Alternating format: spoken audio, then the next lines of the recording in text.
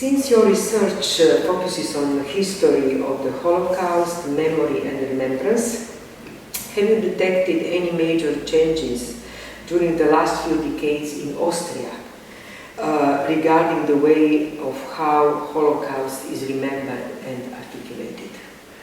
Well, first of all, I should stress that I am from Hungary. I'm a Hungarian scholar conducting research since more than 20 years in Austria and Germany, but my position is probably a bit different, because this is not my life, not my history in this very close meaning. And in addition, it means also that I can compare it. So I commute between Hungary and Austria, and not just physically, but also mentally and scholarly, and I can recognize changes probably clearer because I'm a foreigner still here in this country. And of course,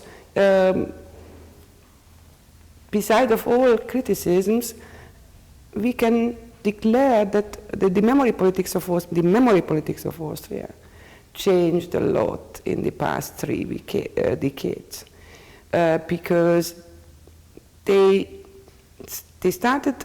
Heidemarie will tell the story. They started it with a big scandal, the Waldheim affair, which was a real political scandal, touched the whole society, and yeah, of course, evoked a kind of radical right-wing movement parallelly with this scandal.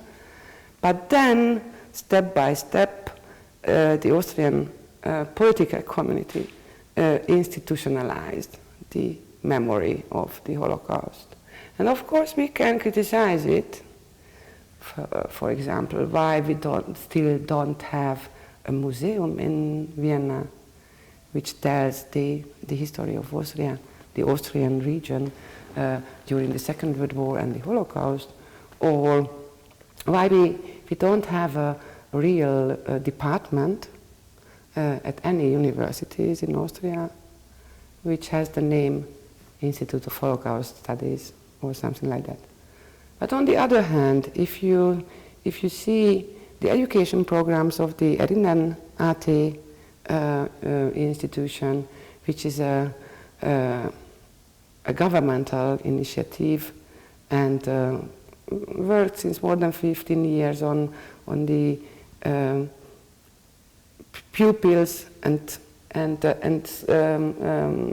high school students' education on the topic, cooperating with survivors regularly, then it's a big success, because all of the children who visit the schools here in Austria should confront him or herself with this topic in very different way. They developed really good education materials and so on. Or if you see the political statements, although they are sometimes really ridiculous, but if you compare it with the statements of the Hungarian politicians, or the Slovak politicians, or the Romanian politicians, then you can, in Hungarian, you can clavier the differences, play in piano the differences. So it's really a very positive development. On the other hand, if you see how the society in everyday life is able to confront itself with this past, then you will see some really deep gaps. We try to sensibilize many local communities, local governments here around Vienna, because we have a project on Hungarian Jewish forced labor in Vienna and its vicinity.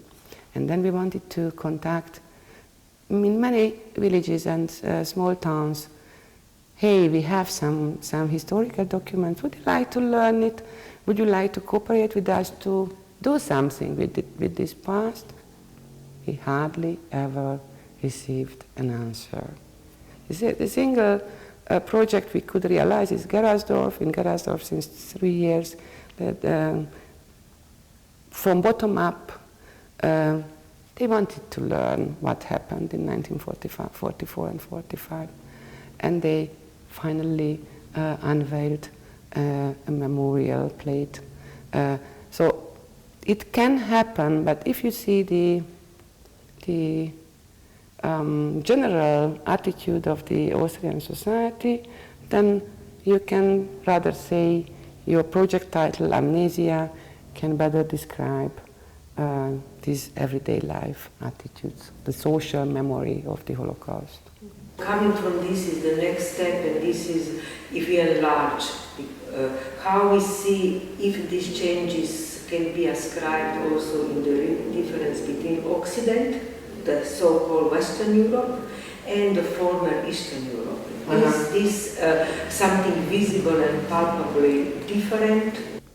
I guess we can say it's an Occidental story, and not an Eastern European one. Why? I think the starting point is really important. In Austria, they confronted during the wartime affair with their own past. Till this big political scandal, they were the first victims of the Nazis. But then the beloved politician of Austria became a Nazi in this framework, so was interpreted as a Nazi. And then he embodied the Austrian history. In Hungary, or as far as I know, the Eastern European countries, this type of direct confrontation never happened.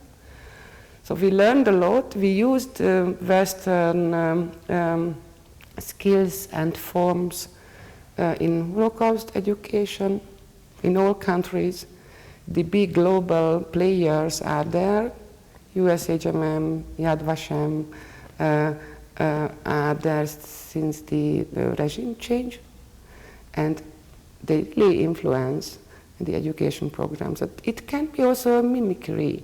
So the question is whether the society wants to do it with real energies, or just following a kind of a conserve and then going home. Okay, I took part in a Holocaust commemoration, that's all. I became passive. And how you can measure the passivity and activity? As a sociologist, you can measure it if you look what the local societies do. If many local society members, or in many villages, you observe a kind of autochthon development, that we want to do something for our past, for our local past, for our places, what happened here in the cemetery, what about the synagogue, and so on. Then you can say, it starts something which is a real involvement, because it brings the Holocaust and the history back to the place, a kind of relocalization of an international history or transnational history. Then you can observe also some developments in Eastern Europe in the past 5-6 years. A lot of local initiatives, sometimes supported by the government, sometimes not. But the third and fourth generation don't have any guilty feelings. So this is no guilty feeling anymore. They want to learn what the history of this building, why we have this totally untouched cemetery in the margin of the village. And sometimes, so I think this is the best technique to learn again a forgotten history, because then the neighbors, the local inhabitants can decide step by step how deep they want to go, because it's not a funny story, it's really painful, and then grandparents and other relatives can appear. So it's really a dangerous project. And I think if they do it, it means that they can confront with it. And in Eastern Europe, I know also a lot of civil initiative in local places, which is good. What would you say, what are the major differences between paradigmatic globalization discourses in the West of Europe, in Western Europe, and in the East, especially in terms of the rise of extreme right-wing in Eastern Europe? So I don't see such a huge difference between the two parts of Europe. What is a crucial difference is that Germany established a language, a kind of political agenda, how to deal with this past. Unfortunately, this conserve is not eatable in many other countries, and slowly you can conclude that Germany remains alone with this concept and political agenda, because in other countries right-wing activism is not an extreme political attitude. So right-wing goes hand by hand with nationalism, patriotism, a very interesting vision of future. So you cannot really differentiate between right-wing, radical right-wing, and mainstream populism. In Hungary, for example, mainstream populism has the same Losungs in German, so the same political agenda according to so-called Jewish question, according to anti-Semitism, and the right-wing activism and Islamophobia, xenophobia, and so on. So Islamophobia and xenophobia you still find in Germany on the margin. At the same time, these feelings are, for example, here in Austria, in the heart of the everyday politics, and in Hungary it's a core, this is the core, so-called real Hungarian. So if you want to be a real Hungarian, you should hate the refugees. They were transformed to migrants. It was the first step, because for toward the refugees you feel some solidarity. But if you change the language, then you can change the attitudes as well. So this is a real difference, and I think in that way Austria is rather moving to the east. But if you see the Czech Republic is generally a democratic state, but against the refugees or the migrants or the non-Christian world, the same closed society. So I can't make this type of regional cut between Western and Eastern Europe. It's a global issue, I think. You actually also now connect anti-Semitism, Islamophobia, and Holocaust, and that is absolutely also central for our research. How we can detect in these relations the changes? Almost all of the big surveys show that anti-Semitism is rising in the whole world. My opinion is that they run together, because they are not they cannot live alone, because they symbolize a kind of re-ethnicization of the bird. So after 100 years of building a kind of nation state with citizenships and democratic political structures, and after the Second World War it was really a big consensus in Western Europe, and after 1989 in Eastern Europe as well, that everybody wants to have a democratic regime and a democratic society in which ethnicity cannot play a fundamental role. Citizenship is important, political activity is important, civil courage can be important, and so on. And after 30 years, we found ourselves in the same framework. Ethnic origin is important, ethnicity is important, and societies reproduce themselves even a lower and a lower and a smaller form. And in Hungary it's really shocking. So first they cut the Roma population. It is also a regional cut. It means that Eastern Hungary doesn't play an important role in the Hungarian governmental development. Then they cut the Jews. It was a problematic issue because in Hungary we have a real Jewish community.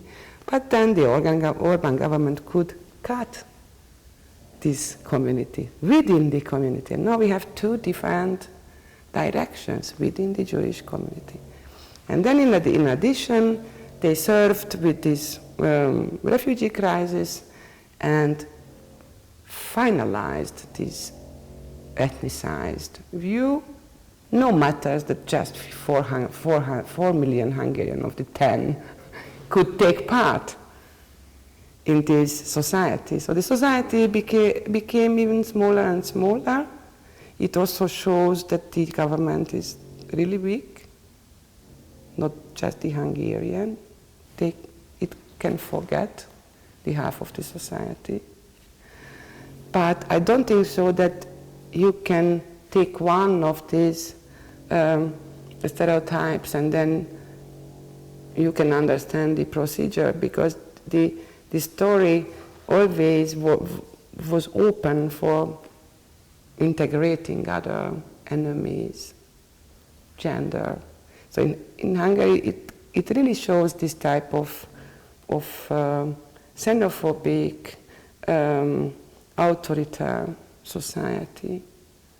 Gender issue, Roma, Jews, and migrants, so-called migrants, refugees,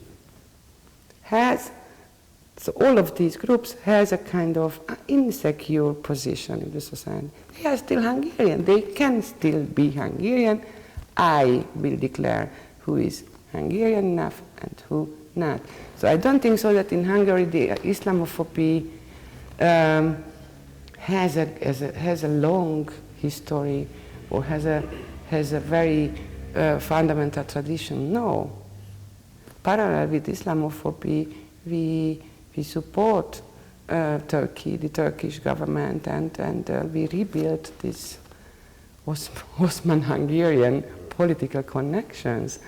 So you cannot declare that Islamophobia, the Hungarian society hates the Turks. No, we don't have Turks in Hungary. We have a very small Muslim society, invisible, almost invisible. The Jewish society is also invisible. The refugees were partly visible because they moved, and the Roma community is partly visible, not all of them. And it also means that the social position of the Roma and the social position of the miserable groups can be mixed. So you can get this stamp of Roma if you are poor and vis-a-vis. So it can happen that you are not a Roma, but you find yourself in the Roma position, and the police and your neighbors will recognize you as a Roma. You are white, you are Hungarian or non-Roma, but suddenly you find yourself in this social position because you are poor. And if you are poor, you are Roma.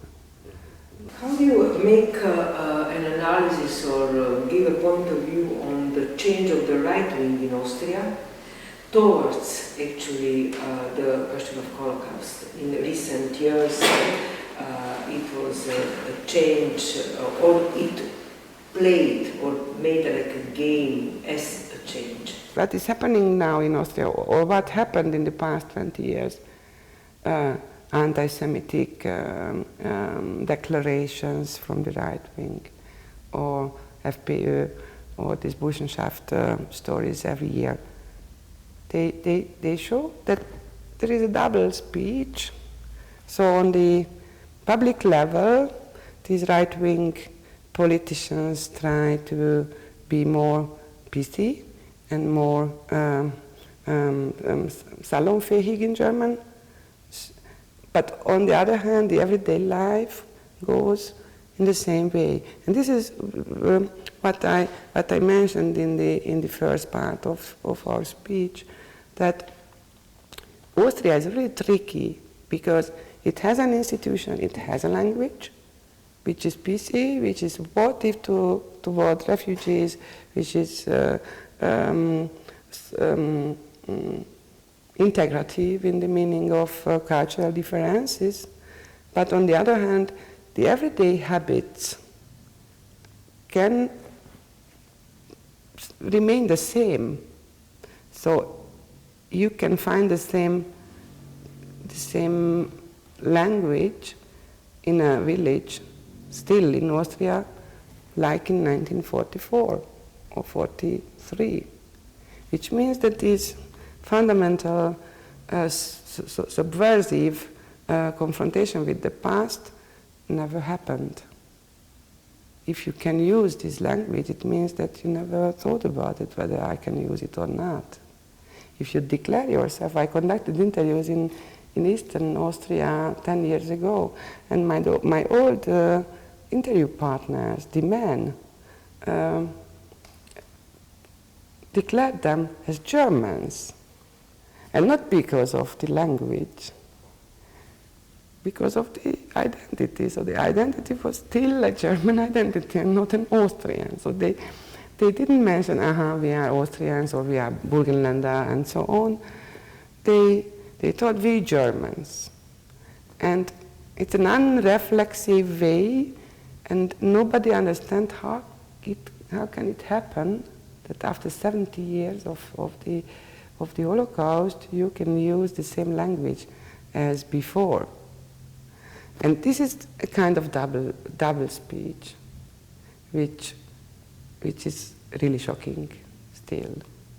And this is what the right wing politicians use really effectively. So I don't think so that they have a big problem to mobilize these anti-Semitic attitudes and xenophobic attitudes of the population in a segment of the population in Austria. Again, speaking of anti-Semitism, so would you say that it has a new form, or it's a continuity of historical anti-Semitism, or does it interlace somehow? Of course, it has new forms because of the new media. But I think this is an ephemeral thing of the new media. Yes, it's easier to mobilize groups with the help of social media. It's easier to target a person. It's easier to circulate fake news, which can influence the public discourses and also the forms of anti-Semitism. If you see the visual symbols of the current anti-Semitism, no any intervention, not a real creative group of visualization their stereotypes or discussing their stereotypes. The story can be, yes, of course you can make it more complicated if you want. I'm not a political scientist, but of course the political status of a country with Israel also influences this public debate. For example, the Hungarian government is not supportive toward the Jewish communities in Hungary, but it's still not anti-Semitic because it wants to have good connections and very good political support from Israel. and because they have a common agenda against the Muslim world and so on. So this is again another logic of understanding that sometimes seemingly anti-Semitic or not anti-Jewish government can be friend of the Israeli government. And it makes the picture really opaque for an ordinary citizen of Austria or of Hungary. How can I deal with it? On the one hand, they have this Burschenschaft. They must be anti-Semitic. On the other hand, they are really good friends of the Israeli government. What can I do with these two informations? How can I combine it? It will be very important. The university will be an institute for Holocaust studies, but actually you are coming from this prominent, very important Byzantine Institute for Holocaust Studies, and it's very important to actually maybe you can give us a draft. What is the constitution of the institute, the position, knowing also the importance of Simon Wiesenthal? Yes. The Simon Wiesenthal Institute for Holocaust Studies is a kind of institute for advanced studies, an international institute for advanced studies. This was the idea of Simon Wiesenthal, so he was one of the founders of the institute. Unfortunately, meanwhile he died. The Austrian government at that time and the city government founded the institution with many other university departments, museums, and so on. So it's a huge body, and of course it symbolizes a big consensus in that way that anti-Semitism is a hot issue and we should do something with it. But this institute has a scholarly mission and not a political mission like the center, Simon Wiesenthal Center in Los Angeles. This is not a Nazi hunter institute. So we have the archive of Simon Wiesenthal with all of the acts of the Nazis, and you can come and research these fonts. And we have a fellowship program for international scholarly work, junior research and senior fellowships, and our fellows come from the different fields of Holocaust studies and Jewish studies also, and they work together in a year long for a year in the institute. We have a lot of public events, lectures and seminars, colloquiums, public interventions. We cooperate regularly with different museums and give materials from our archive to the exhibitions. So we try our best to make this heritage of Wiesenthal visible, and Wiesenthal was an open-minded figure. Although he was a Jew, and he was a Jew per se, it was no question for him, he supported many other victim groups, not only the Jewish victim groups, and he was like Raphael Lemkin, a pioneer of genocide studies, to understanding the world with the help of understanding the genocides in the 20th century. So we can also open a bit, step by step, the mission of the institution with other genocides and researching other genocides, other stereotypes like Islamophobia, Armenian genocide, and so on. So if you see the past 10 years, you can find these traces of moving as broad as possible to understand our current world, because history is very important and we are a historical institute, but history is written always for the contemporary world, and we would like to be in dialogue with the current society. So we try to find a balanced way to conduct researches, because Holocaust is not an extremely well researched topic, interestingly. What will be the most urgent questions or topics of these advanced studies in Holocaust? For example, violence, peace. What does it mean, peace? We want to organize a big conference in 2020, Peace Without Peace. So we are now also in a seemingly peaceful world, although every year, every month, every week, every day, it can happen, a war again. And this is just Europe, and war is everywhere, permanently and simultaneously. So this is a topic, for example. What does it mean, peace? What does it mean, violence? The history of violence, how you can merge these experiences of women in the Yugoslav war, Hutu Tutsi genocide, and so on. Because violence is a kind of red line, so this uncontrolled, unplanned violence is also important. Ethnicizing. So how a society turns from the citizen-based democratic way of understanding and identification to the ethnic closure. Why and how? Transnational history. It's also a very important point. We cannot understand the Holocaust and other genocides within this national context. So it was always important for the Institute to bring scholars in the same fore to discuss this topic and to understand these transnational aspects of deportation, transportation, forced migration, pogroms, and so on. Does that aspect include the analysis of colonial era? Of course. Of course.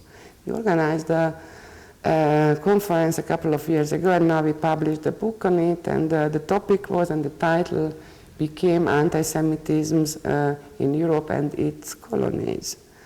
Because in this conference we learned that anti-Semitism is a traveling idea. We have a lot of traveling ideas, not only nice traveling ideas, but really bad traveling ideas.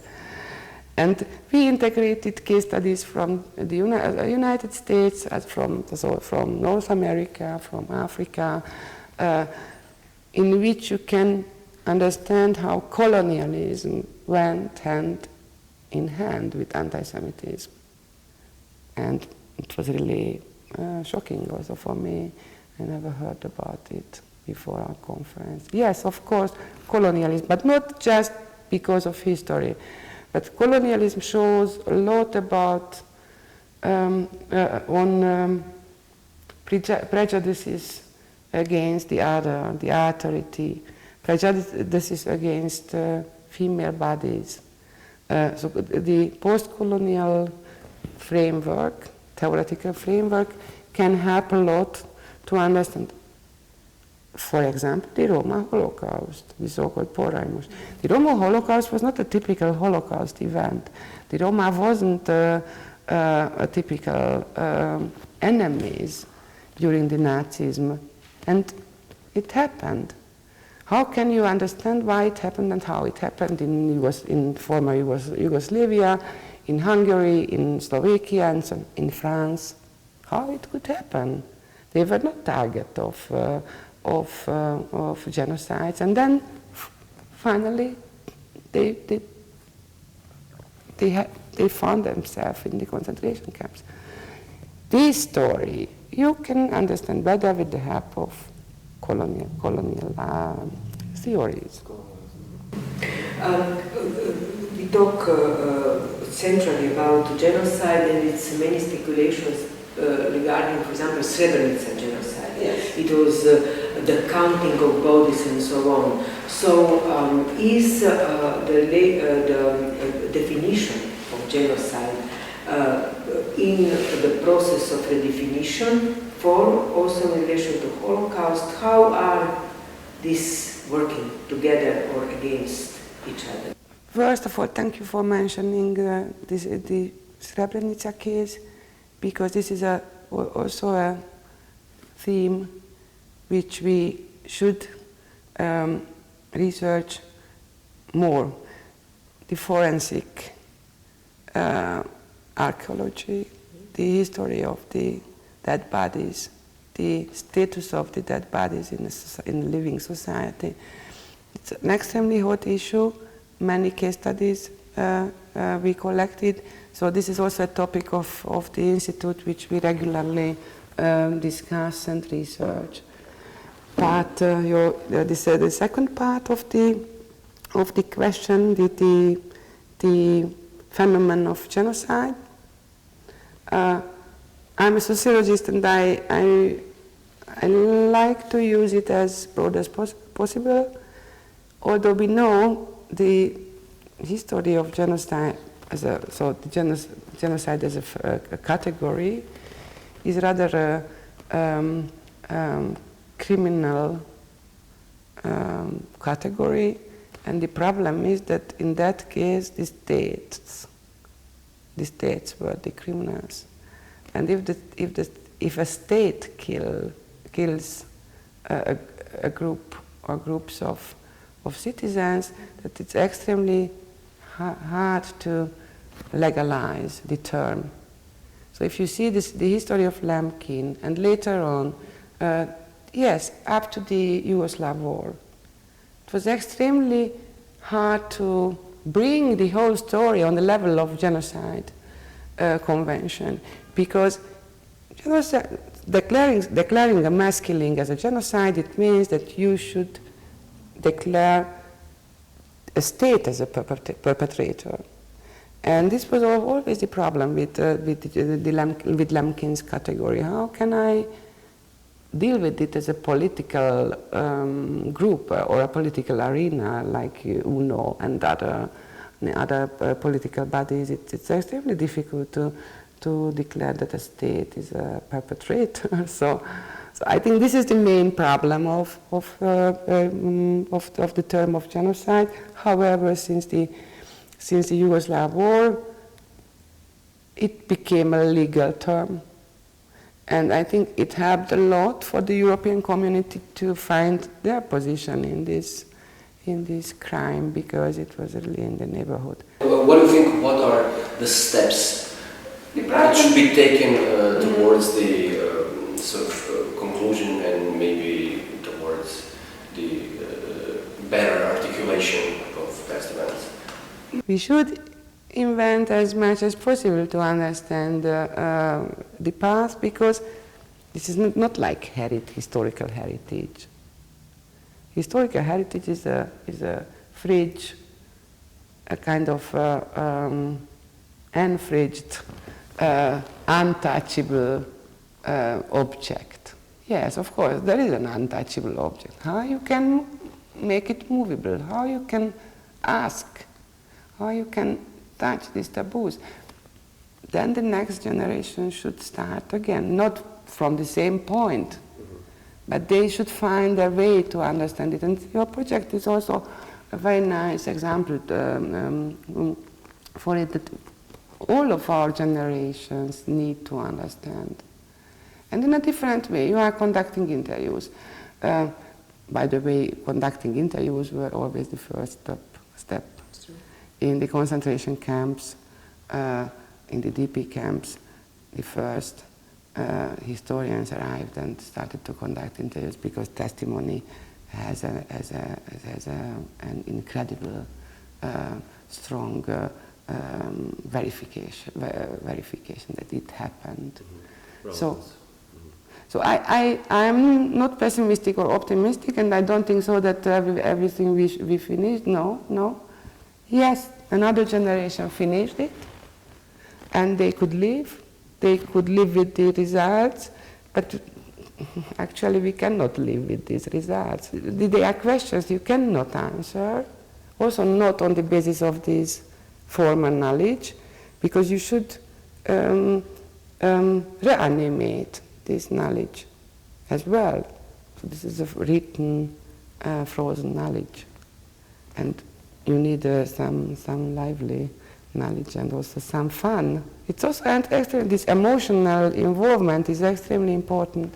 If emotional involvement doesn't play a role, it will not work. So you should want to want. So without this involvement, never will happen. No.